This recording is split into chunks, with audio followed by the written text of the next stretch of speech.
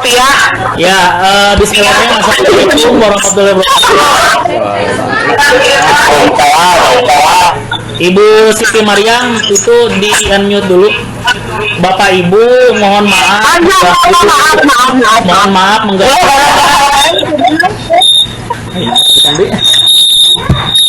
Assalamualaikum warahmatullahi wabarakatuh.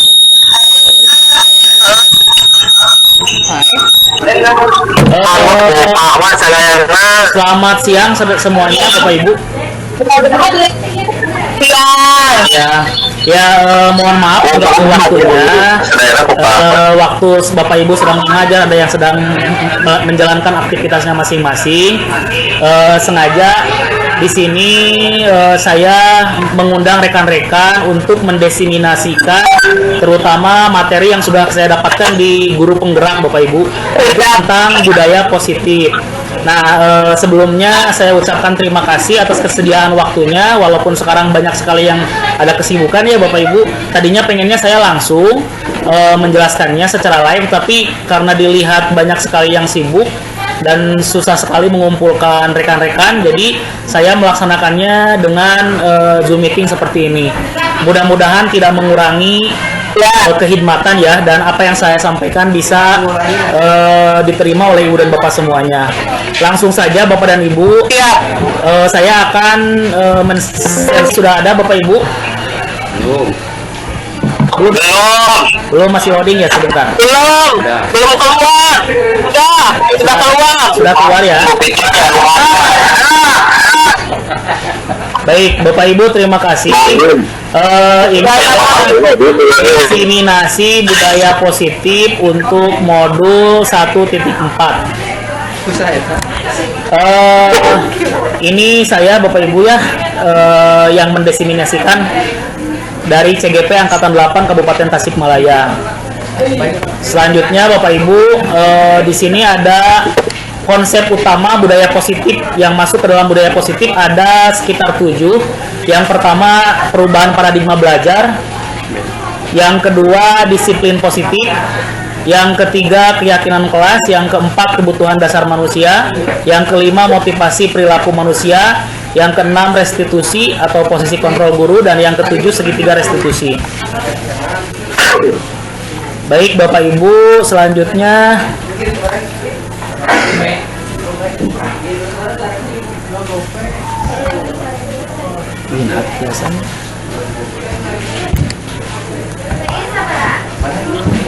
nah, yang pertama adalah perubahan paradigma belajar.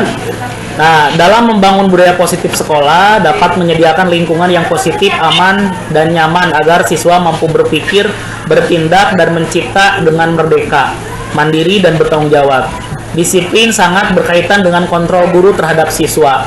Jadi yang pertama adalah bagaimana kita merubah cara berpikir kita tentang bagaimana menciptakan budaya positif di sekolah. Kita benar dalam kurikulum merdeka dalam mohon maaf yang belum di unmute, kita bisa menyediakan lingkungan yang benar-benar nyaman buat anak gitu, sehingga anak ini mampu mandiri atau merdeka dalam mengemukakan semua gagasan dan keinginan mereka begitu dalam berpikir, bertindak, dan menciptakan sebuah karya begitu. Nah, lalu yang kedua, belum. Sebentar Bapak Ibu, dibenerin dulu.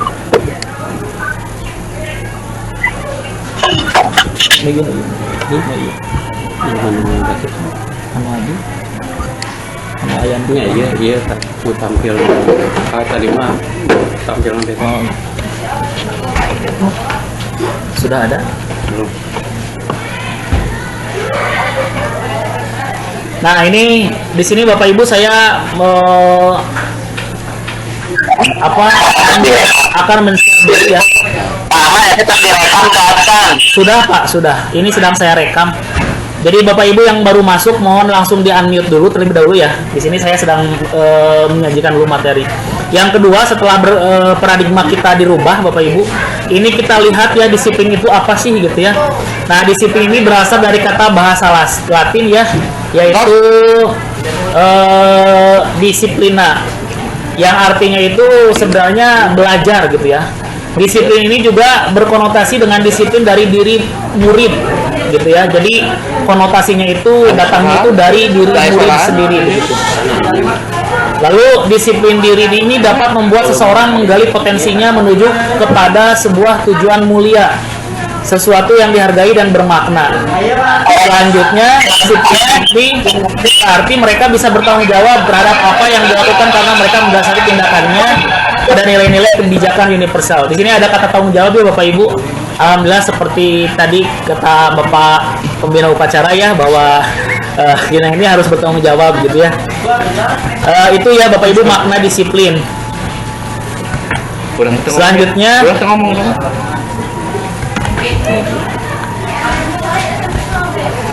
sebentar Bapak Ibu. Selanjutnya setelah itu kita simpulkan ya Bapak Ibu bahwa disiplin itu adalah kemampuan memiliki diri dalam mengontrol dan menguasai diri untuk memilih tindakan yang mengacu pada nilai-nilai yang kita hargai dengan penuh tanggung jawab tanpa terperhatikan orang lain. Jadi disiplin ini memang berkaitan erat dengan sikap positif ya, tapi yang timbul dari diri sendiri begitu. Nah, nilai-nilai yang kita hargai adalah nilai kebajikan gitu ya. Nilai kebajikan ini banyak ya Bapak Ibu, yang sudah ada maupun belum ada pada diri manusia begitu. Nilai kebajikan ini adalah nilai positif manusia yang merupakan tujuan mulia yang ingin dicapai dari setiap individu.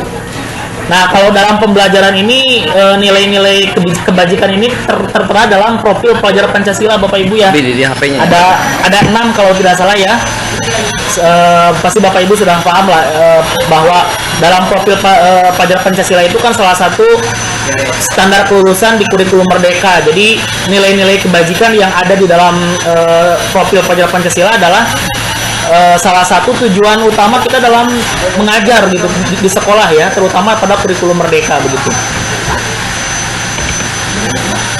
Selanjutnya, keyakinan kelas yang ketiga.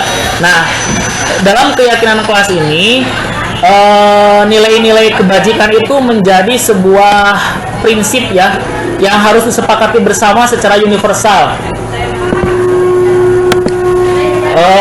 lepas dari perbedaan agama, suku, negara, dan bahasa. Nah, menurut Gosen pada tahun 98, suatu keyakinan akan lebih memotivasi seseorang dari dalam atau intrinsik.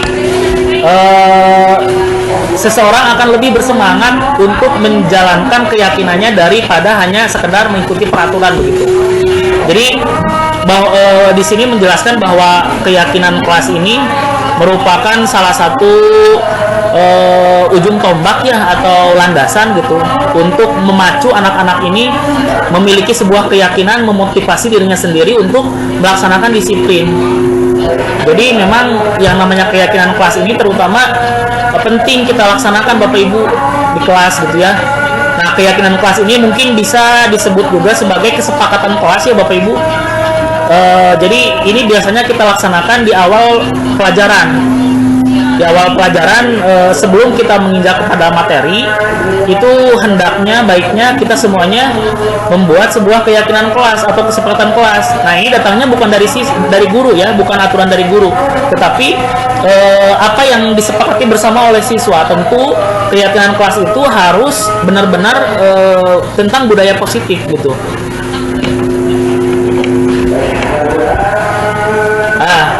Lalu keyakinan kelas ini bersifat lebih abstrak daripada peraturan yang lebih rinci dan konkret. Keyakinan kelas berupa pernyataan universal ya. Lalu keyakinan kelas ini tidak terlalu banyak sehingga mudah diingat dan difahami oleh siswa.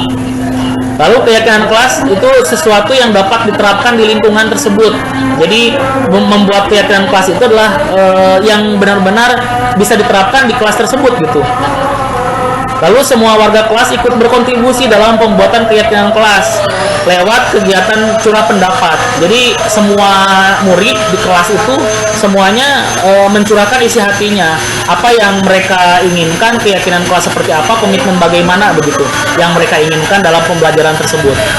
Lalu bersedia meninjau kembali keyakinan kelas dari waktu ke waktu, Bapak Ibu.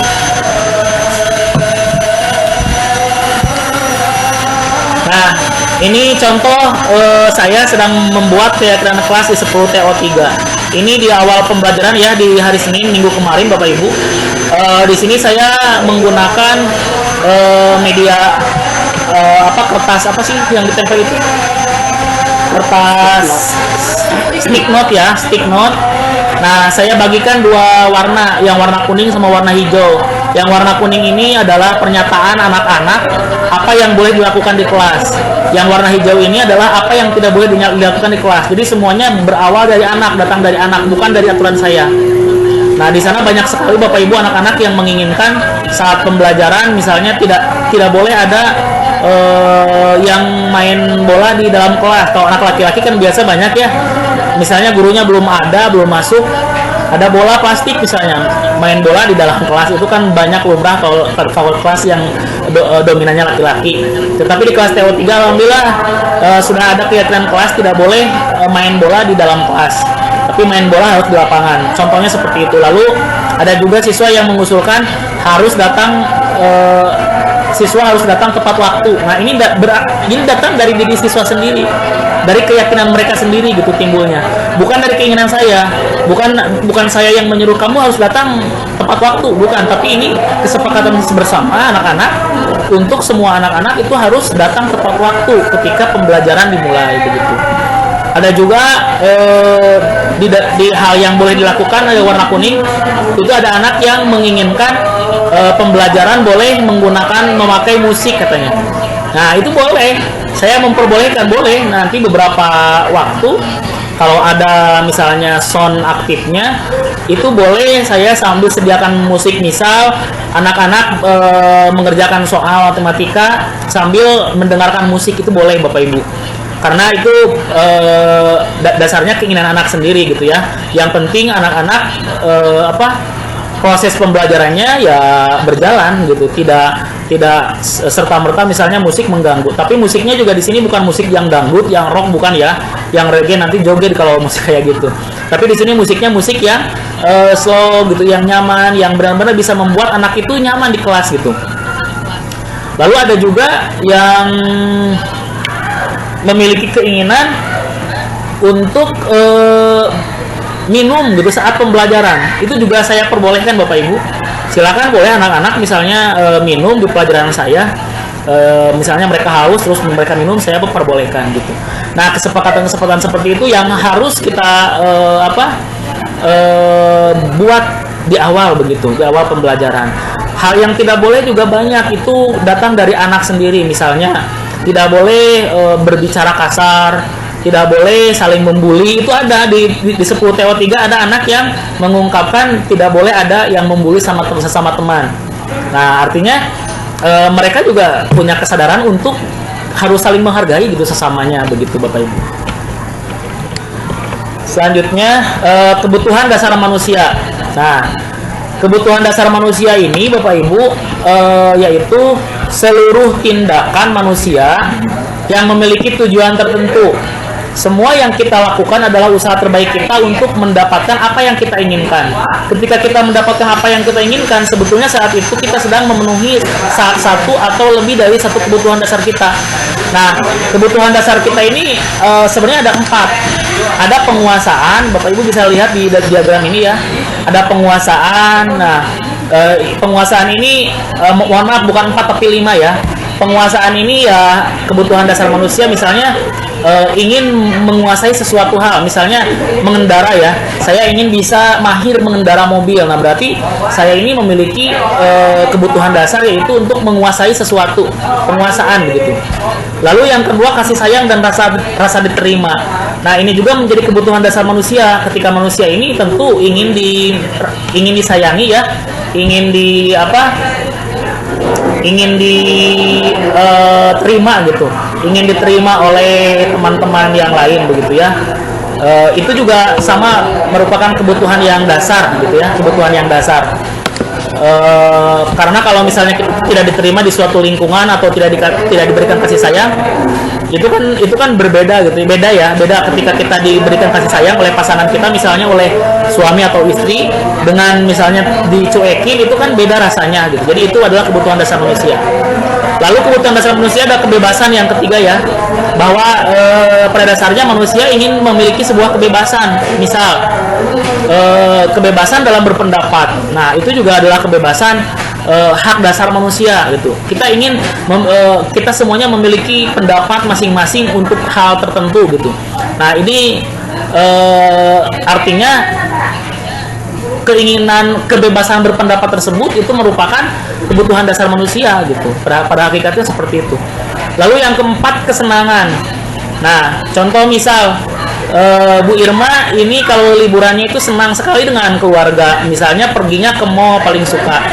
Nah itu kan ada juga kebutuhan dasar manusia juga gitu, ingin bersenang-senang gitu dengan orang yang tentu yang disayang, dengan keluarga, dengan istri, dengan suami gitu ya. Atau misalnya kesenangan untuk menikmati kuliner yang enak gitu ya, yang baru begitu. Itu juga sama, itu juga adalah kebutuhan dasar manusia di bidang kesenangan. Selanjutnya yang kelima, bertahan hidup. Nah kita juga kebutuhan dasar manusia juga bertahan hidup juga termasuk ke dalam kebutuhan dasar manusia, bahwa kita juga kerja ini ya tentu untuk menafkahi keluarga. Itu kan salah satunya untuk bisa bertahan hidup, supaya kita bisa punya uang untuk beli makan, untuk apa gitu ya. Itu kan sudah termasuk ke dalam bertahan hidup begitu. Lalu yang kelima, motivasi perilaku manusia. Nah, untuk menghindari ketidaknyamanan atau hukuman apa yang terjadi apabila saya tidak melakukannya, lalu untuk mendapatkan imbalan dari orang lain atau restitusi apa yang akan saya dapatkan apabila saya melakukannya, lalu untuk menghargai diri sendiri, saya akan menjadi orang seperti apabila saya melakukannya. Nah ini mungkin lebih ke motivasi perilaku manusia untuk bagaimana dia menghindari suatu sebab yang ia lakukan. Misalnya dia datang terlambat nih. Nah artinya si murid kita ini ya tentu harus siap dalam menerima sanksi untuk menerima hukuman dari guru misalnya. Nah ini adalah motivasi perilaku manusia untuk ya tentu harus bisa lebih baik gitu. Misalnya kalau misalnya saya datang kesiangan, saya nanti bakalan dihukum, saya bakalan kena sanksi, berarti ya saya harus datang tidak kesiangan. Itu motivasi atau perilaku diri. Lalu yang keenam, restitusi posisi kontrol guru. Nah terkadang ketika kita mendapatkan anak yang kesiangan misalnya ya, atau misalnya yang melakukan indisipliner, itu kita menghukum mereka itu dengan keinginan kita sendiri. Misalnya seperti ini pengalaman saya ya, saya tidak ke orang lain tapi pengalaman saya, misalnya saya suruh dia push up atau saya suruh dia bersih-bersih WC dan lain-lain. Nah sebenarnya ada beberapa posisi kontrol guru Bapak Ibu. Nah di sini nanti kita akan bahas ya posisi kontrol guru seperti apa saja. Hukuman terjadi tanpa melihat aturan atau identitas gagal. Contoh misalnya, kamu terlambat datang ke sekolah, silakan keluar misalnya, balik lagi ke rumah. Nah ini kita tidak melihat dulu kontrol diri seperti apa begitu.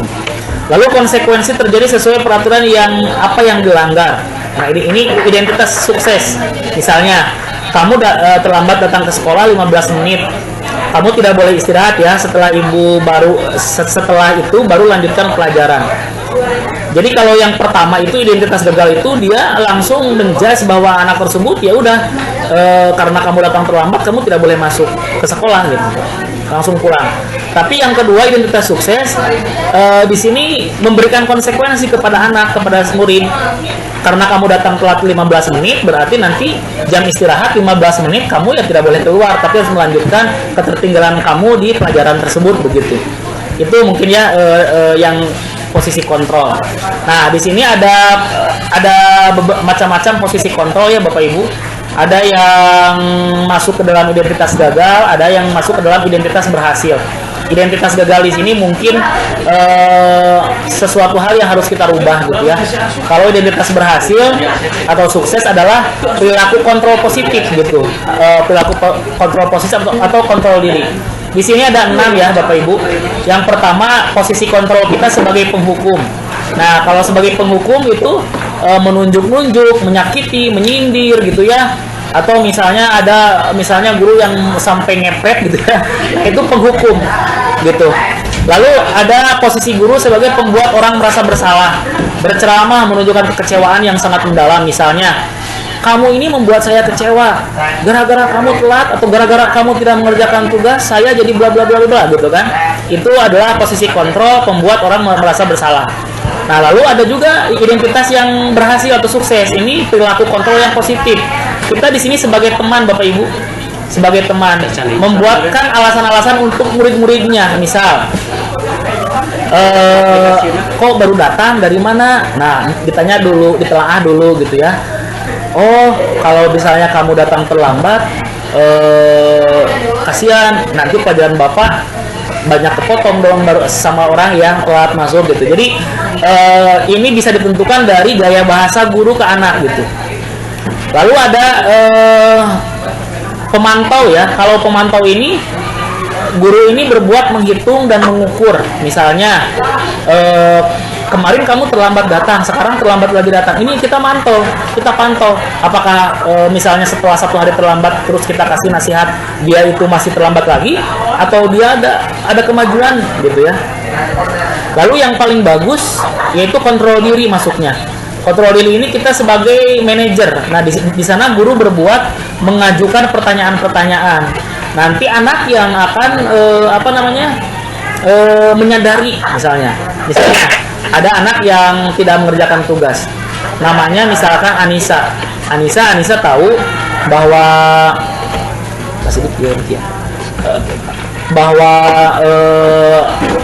Anissa ini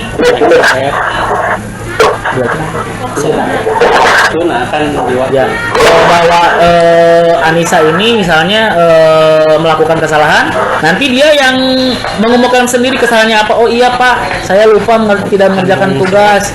Nah, tanya lagi, lalu kalau Anissa tidak mengerjakan tugas nanti bagaimana gitu ya. Nah, nanti dia akan menyadari sendiri. Nah, itu jadi ketika kita berhasil membuat anak ini mengungkapkan kesalahannya, mengungkapkan indisiplinernya sendiri, di sana kan berarti dia sadar bahwa dia itu sudah melakukan kesalahan begitu Bapak Ibu. Nah, di sini ada kata kuncinya ya, 6 posisi kontrol guru. Kalau yang terakhir sebagai manajemen di sini ya, apa yang kita yakini, hal-hal tersebut. Kalau kamu meyakini, kamu apakah akan memperbaikinya gitu kan? Misalnya ada anak datang terlambat, apakah kamu tahu sekarang itu masuknya pukul berapa? Iya Pak, tahu. Pukul berapa? Pukul 7. Lalu sekarang pukul berapa? Pukul 7:30. Lalu kalau misalnya kamu terlambat seperti ini, konsekuensi buat kamunya apa? Jadi dia mengungkapkan sendiri nanti gitu. Nah, nanti ini ada hasilnya ya Bapak Ibu. Tadi untuk posisi kontrol yang pertama, hasilnya anak ini biasanya menjadi pemberontak gitu ya. Kalau misalnya kita seperti saya, ini pengalaman saya ya, dulu saya itu kalau ada anak yang apa-apa itu pasti kata-katanya itu tegas gitu ya, kasar gitu. Nah, nanti hasilnya ya anak menjadi pemberontak, jadi mendendam, menyalahkan orang lain gitu ya, mencari kesalahan dan lain-lain. Lalu kalau misalnya kita sebagai penghukum, nah misalnya contohnya kamu sudah mengecewakan bapak dan lain-lain. Nah, anak ini nanti hasilnya akan menyembunyikan gitu, kebohongan, akan berbohong. Jadi kalau misalnya dia telat lagi karena kemarin juga saya sudah dihukum, mau berbohong aja, mau berbohong misalnya kesiangannya itu hanya ngaji, padahal bukan ngaji gitu ya kesiangannya itu. Lalu posisi kontrol selanjutnya tadi sebagai teman ya, itu akan ketergantungan. Jadi anak itu biasanya akan merasa dekat gitu ya, merasa enak aja gitu dengan guru. Tidak terlalu ini gitu kalau dengan teguran guru.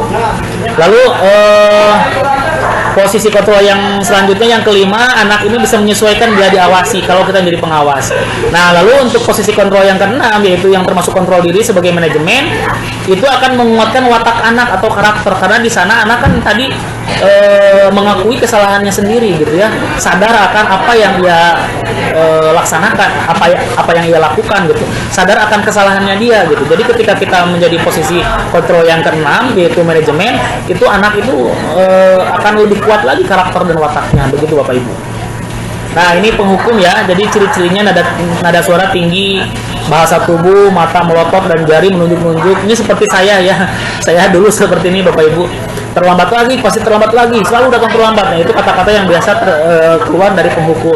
Lalu pembuat merasa bersalah, nada suaranya memelas, sedih, tetapi seperti naon naminate kalau bahasa Sunda nama naonnya naminate nyindir gitu ya, seperti nyindir. Adik, kamu ini bagaimana ya? Kamu sudah berjanji dengan ibu tidak akan terlambat lagi. Kamu kenapa senang sekali mengecewakan ibu? Ibu benar-benar kecewa, Andi. Nah, itu posisi membuat merasa bersalah. Lalu kalau posisi sebagai teman, nada suaranya ramah, akrab, dan bercanda. Merapat, Adi, ayolah. Bagaimana sih kamu? Kemarin kamu sudah janji ke bapak, bukan? Kenapa terlambat lagi gitu kan? Sambil tertawa ringan, itu yang posisi kontrol ke teman. Kalau pemantau, contohnya Adi, tahukah kamu jam berapa kita memulai? Nah, itu ya, itu sebagai contoh posisi pemantau. Lalu posisi yang terakhir sebagai manajer. Adi, apakah kamu mengetahui jam berapa sekolah dimulai? Lalu konsekuensinya seperti apa gitu kan? Nah, Ibu Bapak di sini ada perbedaan ya, mengapa bagaimana untuk sampai di posisi manajer. Jadi posisi manajer ini adalah posisi kontrol diri guru yang paling baik, ya tentunya untuk menguatkan karakter dan watak siswa begitu. Nah, ini contoh-contohnya ya Bapak Ibu, bisa kita lihat. Mungkin nanti kita akan pelajari lagi lebih mendalam ya tentang restitusi. Lalu segitiga restitusi yang terakhir ya, segitiga restitusi. Salah satu cara menanamkan disiplin positif pada murid sebagai bagian dari budaya positif sekolah. Yang kedua, bagaimana menerapkan restitusi dalam membimbing murid berdisiplin positif agar menjadi murid merdeka. Lalu yang ketiga, menganalisis dengan sikap reflektif dan kritis penerapan disiplin positif di lingkungannya. Itu yang ketiga, yang ketujuh ya. Ini Bapak Ibu hubungannya antara menstabilkan identitas, memvalidasi tindakan, dan menanyakan keyakinan dalam segitiga restitusi begitu. Nah, ini ada langkah-langkahnya. Yang pertama ini menstabilkan identitas. Berbuat salah itu tidak apa-apa misalnya gitu ya. Tapi tidak boleh diulangi lagi tentunya di kemudian hari. Tidak ada manusia yang sempurna dan lain-lain. Validasi tindakan yang salah ini semuanya ada dalam kata-kata yang biasa kita gunakan atau keluarkan ke siswa. Kamu pasti punya alasan mengapa melakukan itu, apa alasannya gitu ya, dan lain-lain gitu. Lalu menanyakan keyakinan, kamu mau jadi orang yang seperti apa, nilai-nilai umum yang kita telah sepakati bagaimana, itu kan keyakinan dari dia sendiri. Nah, Ibu Bapak, itu mungkin yang dapat saya sampaikan ya. Kesimpulannya, kita harus benar-benar bisa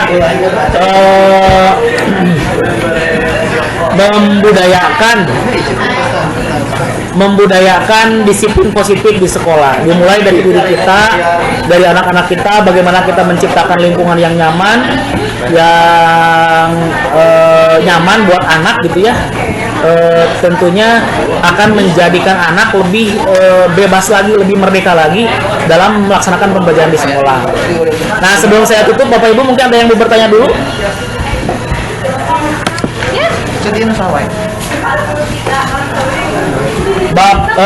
Ibu Fitri mungkin mau bertanya, Ibu Irma. Bertanya, oke. Silakan, ada yang mau bertanyakan Bapak Ibu. Oh, ini ada Pak Pandu bertanya. Silakan Pak Pandu, boleh bertanya. Halo Pak Pandu. Halo Pak Pandu, silakan Pak Pandu. Ada yang kita diskusikan mungkin. Kalau penerapan diferensiasi belajar itu harus kemana Pak ya? Kalau misalnya ke kurikulumnya masuk tidak ya? Memasukkannya itu gimana tuh? Oke. Berarti pelajaran tertentu. Siap. Terima kasih, pertanyaannya bagus sekali buat Pak Pandu. Pak Pandu, terima kasih sekali. Berarti dari sangat memperhatikan ya. Pak Pandu di sini bertanya tentang pembelajaran berdiferensiasi Bapak Ibu. Mungkin sedikit saya jelaskan dulu ya Bapak Ibu bahwa pembelajaran berdiferensiasi ini adalah pembelajaran yang berpihak pada murid, yaitu sesuai dengan karakter dan minat bakat anak gitu. Misalnya di satu kelas tersebut anak memang banyaknya itu yang sukanya itu kognitif motorik, misalnya di kelas TO anak-anak itu biasanya resepnya sambil gerak gitu ya. Nah berarti kita nanti harus menyajikan pembelajaran yang banyak geraknya, misalnya matematika. Nah itu dengan beberapa permainan atau misalnya kita langsung bawa anak ke lapangan untuk mengukur sesuatu gitu ya, menerapkan pembelajaran tersebut. Jadi saya pikir pembelajaran berdiferensiasi adalah pembelajaran strategi yang baik untuk menerapkan pembelajaran di kurikulum Merdeka ini. Nah, di semua mata pelajaran itu tentu harus ada beres berakhir